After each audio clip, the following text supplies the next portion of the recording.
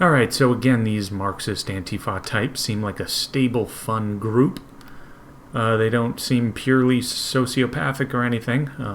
Of course, I'm kidding, and not that we needed it, but this is a great reminder of who we're dealing with. This is the Pacific Northwest Youth Liberation Front. They've got 37,000 followers, so they seem like a big deal. They're an anti-capitalist group for sure. They support Antifa, so they're anti-fascist, while of course at the same time being highly fascistic themselves. That's always interesting about these types. But F your small business. That's what it says. Okay.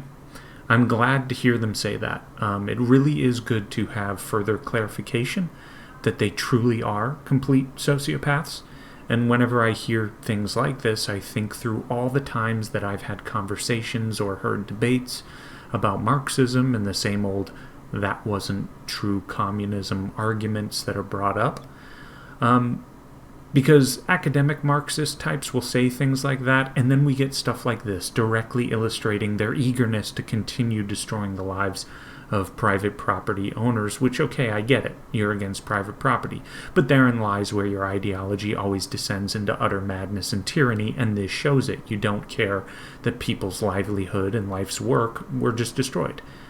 And your insistence on abolishing private property, it never ends up truly helping anyone but the elite. These puzzle pieces are really not difficult to put together at all.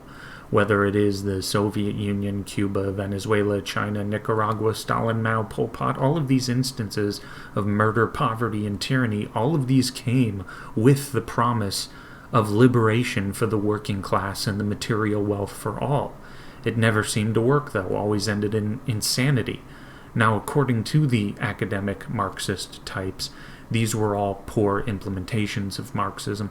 And if I were to begin trusting those academic Marxists that say Stalin implemented communism wrong and it didn't need to be so blood-soaked and poverty-stricken, if I were to begin trusting them, then I would have Twitter accounts like this to thank, because they would immediately set me straight and remind me, oh wait, no, they really are not peaceful or without a strong inclination to abject violence.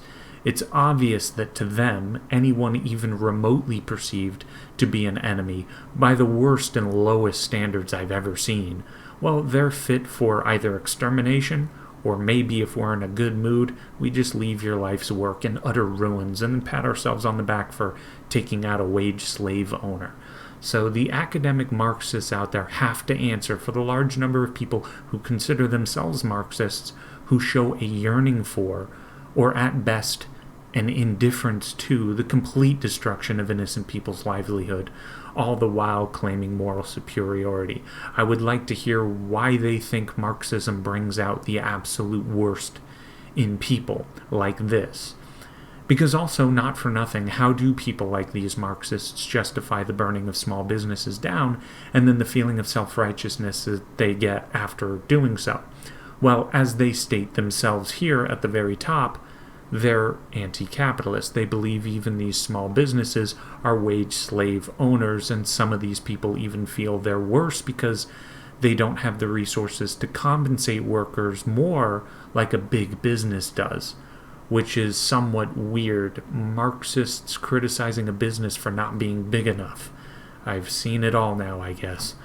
But what is routinely and suspiciously absent from all of this whenever Marxists like this speak? Well, how about the massive amounts of risk these business owners took on to begin this business? Does that get implemented in your accounting of the scenario at all? Of course it doesn't. Because the massive amounts of risk they took on could easily have ended up putting them in the hole. If that business failed, there goes their life savings, there goes their net worth, there goes their credit, there goes unbelievable amounts of time, energy, resources, and sweat that could have gone into something else, but no, they decided to invest in themselves and risk nearly everything they've got to go get something of their own up and running. And once it is up and running, once it becomes successful, which, by the way, if you're so concerned about the community, small businesses generally become successful because the community valued what they were offering, so the people in the community continued to frequent their establishment. Just a little side note.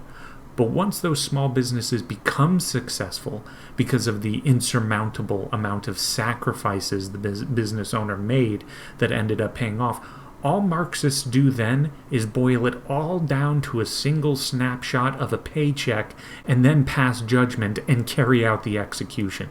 It is an insane way of looking at the world. And also, the other thing that they never bring up is the time value of money. The Marxists never take that into consideration. The business owner is not guaranteed any income until they sell something.